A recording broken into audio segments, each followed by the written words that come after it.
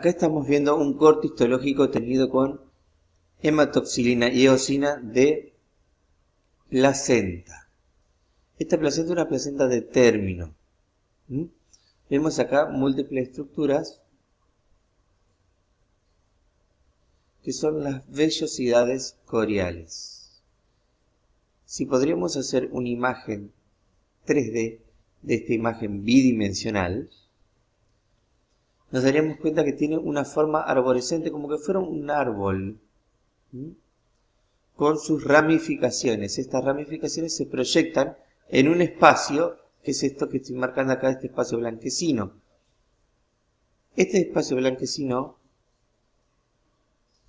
que es el espacio intervellositario, es donde va a estar la sangre materna. Es decir, que las vellosidades coriales se proyectan hacia un espacio en el que hay sangre materna.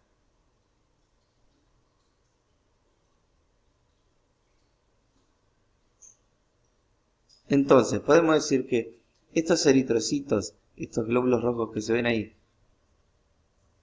forman parte de la sangre materna. Bien. En ese espacio entonces proyectados están las vellosidades coriales. Estas vellosidades tienen vasos sanguíneos. Estos vasos sanguíneos llevan sangre fetal. Por lo tanto,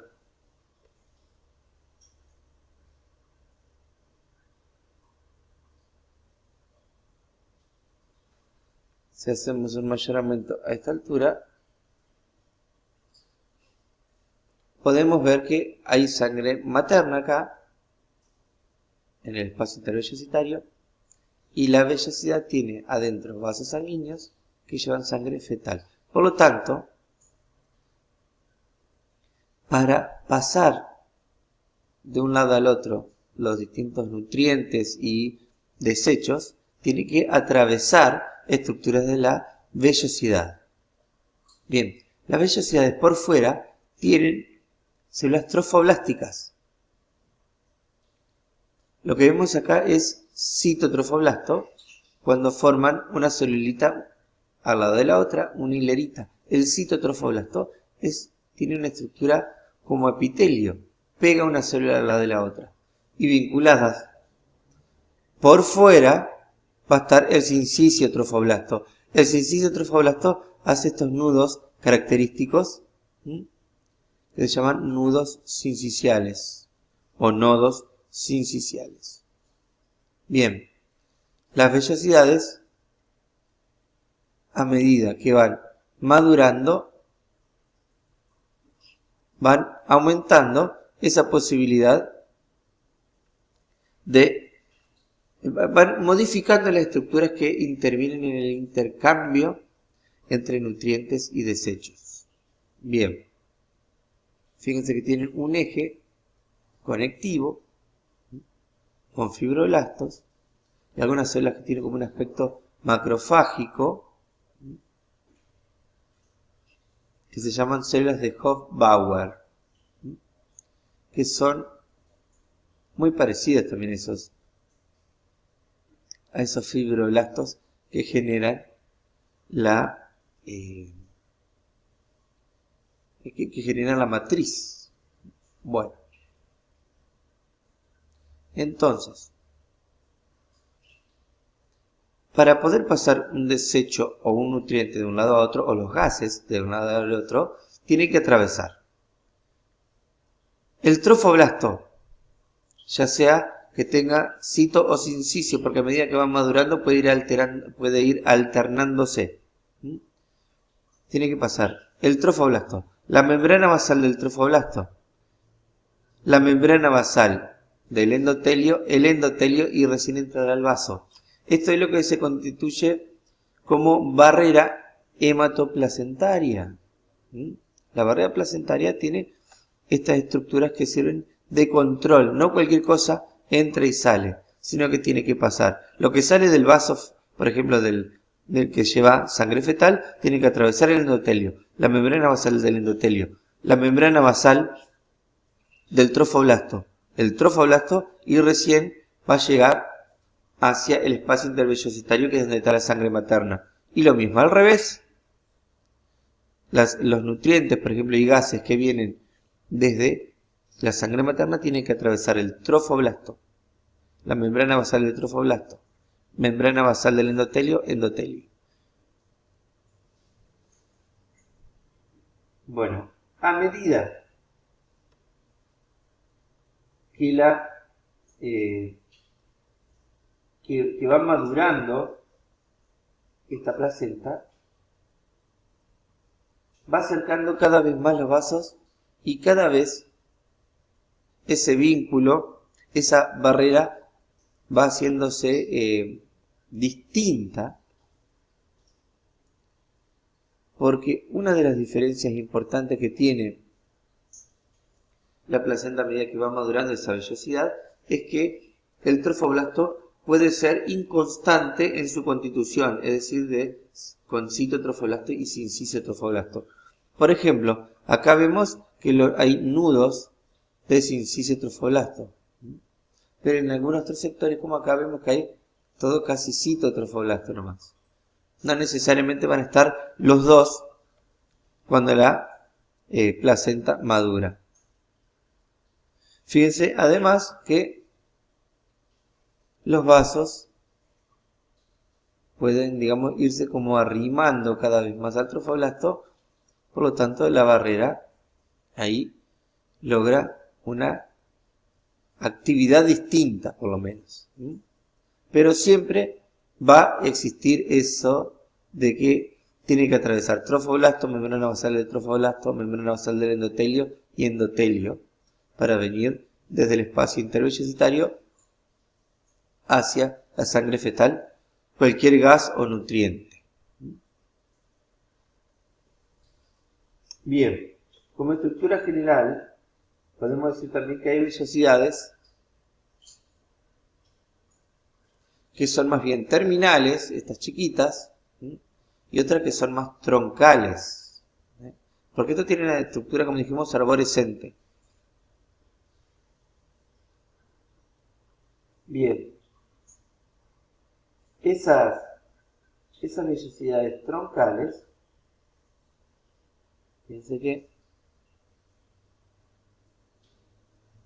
acá podemos darnos cuenta, digamos, esto es una vellosidad troncal, acá hay otra, ¿de acuerdo? Y emite las ramificaciones que son las vellosidades más pequeñas, más terminales. Estas troncales se unen a la pared, a su base, que es la decidua, que es el endometrio, que es el aporte materno a la estructura placentaria. Todas estas estructuras vienen del producto de la fecundación, es decir, las estructuras que constituyen el sincicio y el citotrofoblasto, el tejido conectivo de la vellosidad y los vasos sanguíneos, son estructuras que genéticamente, digamos, derivan del producto de la fecundación. La decidua, en cambio, forma el piso, llamémosle del disco placentario, y es el aporte materno a la estructura. Por lo tanto, estas vellosidades troncales tienen que estar adheridas a la decidua para darle estructura a la placenta. Bien, bueno, vamos a ver ahora un rollito de membrana ovular. La membrana ovular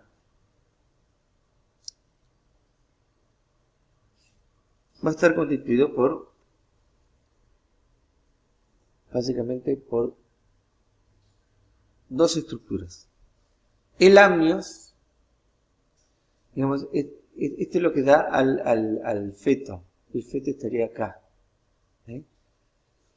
El amnios, con ese revestimiento epitelial que es cúbico, que asienta sobre una lámina propia, es decir, sobre un tejido conectivo vascularizado, y el corion.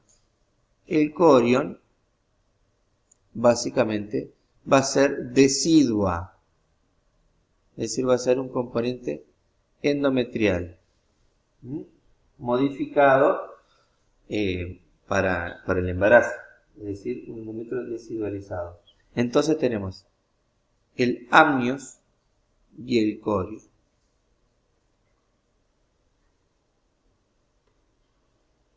Bien, si recorremos un poco nos daremos cuenta que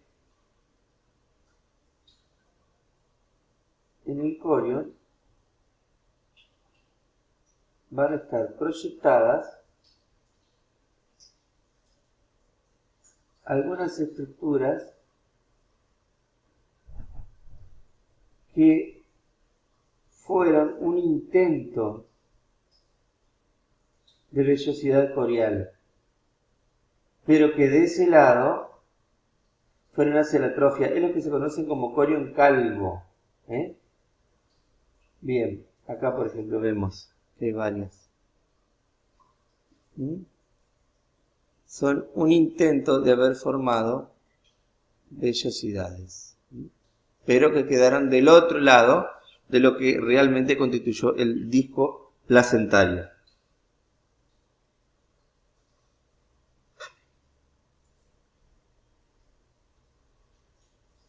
Bien, y lo que vemos acá es cordón umbilical. Por fuera, el cordón umbilical tiene amnios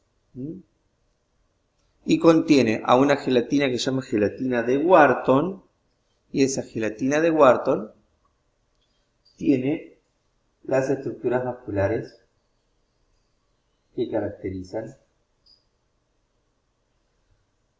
al cordón umbilical. Fíjense, acá vemos una arteria con su revestimiento endotelial, su capa muscular, inmersas en el amnios. Esta es una arteria. Acá vemos la otra. Fíjense las proporciones entre la luz y la capa muscular prominente. Como toda arteria. En cambio esta es una vena. La vena lleva sangre desde el disco placentario al embrión feto.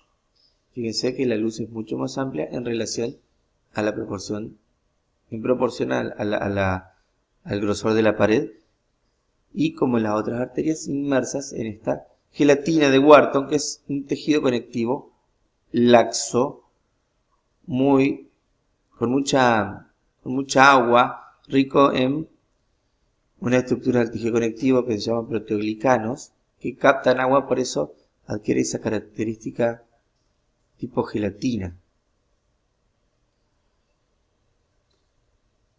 Si hacemos un mollonamiento, vemos las células que producen esa matriz, que son fibrolas.